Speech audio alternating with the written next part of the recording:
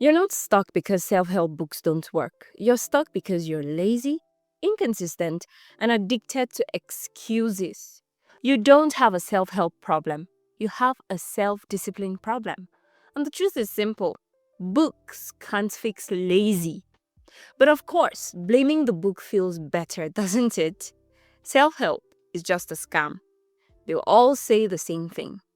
I read it and nothing changed. Nothing changed because you didn't. You finished the last page and went right back to Netflix. You underlined a quote and thought, wow, that's deep. But you never lived it. Highlighting wisdom isn't the same as applying it. It's like buying gym clothes, taking mirror selfies, and then never stepping on the treadmill. You didn't work out, you just cosplayed as someone who does. Let's put this in perspective. Marcus Aurelius, the Roman emperor, used Stoic philosophy to survive war, betrayal, and the death of his children. You screenshot a Marcus Aurelius quote for Instagram captions. Same wisdom, different results. The wisdom didn't get weaker, the readers did. Think about the numbers. A study found that 85% of people who buy self help books never finish them, not even the first read. And among the few who do finish, less than 10% apply a single principle for more than a week. That means out of every 100 readers, maybe 10 actually act. The rest just buy dopamine because that's what self help has become for many people: a drug, a quick hit of motivation to make you feel like you're improving while you're standing still. And here is the irony: the books work. Atomic Habits worked for millions. The Seven Habits of Highly Effective People has been changing lives since 1989. Even ancient texts like Meditations and The Art of War shaped entire civilizations. These tools are not broken. What is broken is the reader's follow through. But let's make it even more personal. How many books have you bought in the last year?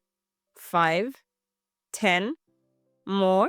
Now, how many of them did you finish? And among the ones you finished, how many ideas did you actually apply for 30 days straight? Not scribbled in a notebook, not posted as a tweet, lived. That's the gap. That is where dreams die, between the page and your habits. And it's funny because we do this in every area of life. You buy a cookbook and never cook. You buy a treadmill and it becomes a coat hanger. You buy planners, apps, courses, subscriptions, all tools meant to change your life. And yet, nothing changes because the problem was never the tools, it was always you. Even history laughs at us.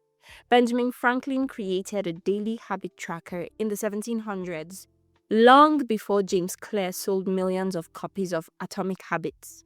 Franklin literally designed his life around discipline, and he didn't have YouTube tutorials, highlighters, or productivity influencers. He just did the work. That's the difference.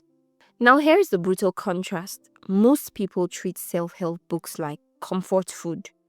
You read them when you're feeling down, you get a rush of hope, you highlight the inspiring lines, and then you go back to doing the same old thing. You're not using the book, you're using it as therapy. It's not growth, it's escape. And this is where people get defensive. But I read so much. Reading is not the flex you think it is. You don't get points for pages, you get points for execution. Steve Jobs dropped out of college, but executed. Thomas Edison barely had formal education, but executed. Meanwhile, you're on your 50th book about success and still don't have a working morning routine.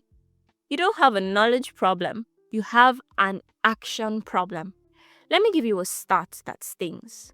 A Yale study once found that 92% of people who set New Year's resolutions fail them by February. Why?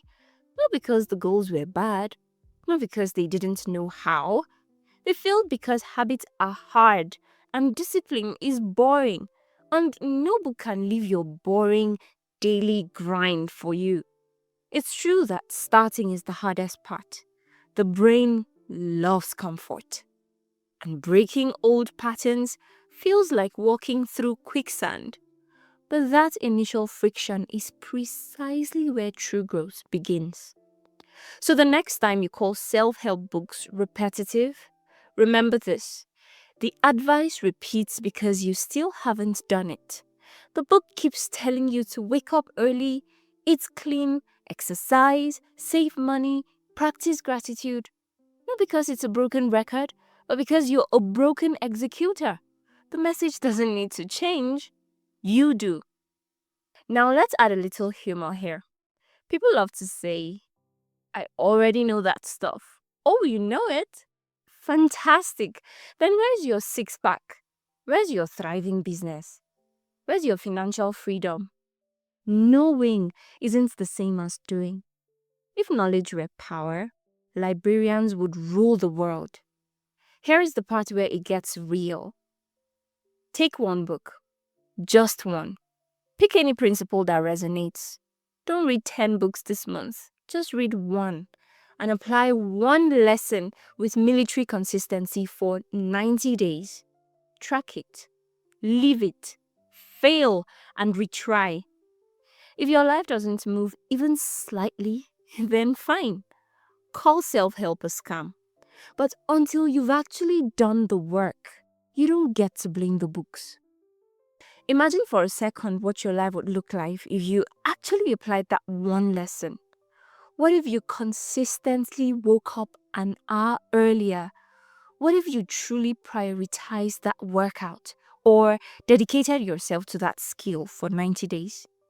It's not just about what you avoid, it's about the person you become. It's the clarity you gain, the confidence you build, the opportunities you unlock.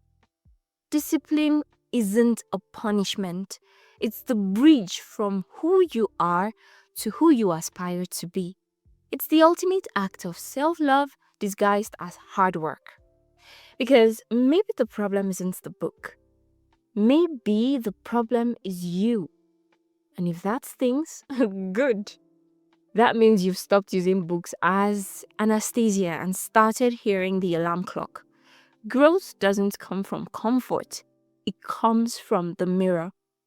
You just listen to this, calling you out on your excuses. The question is, what will you do about it? If you're serious about changing, subscribe.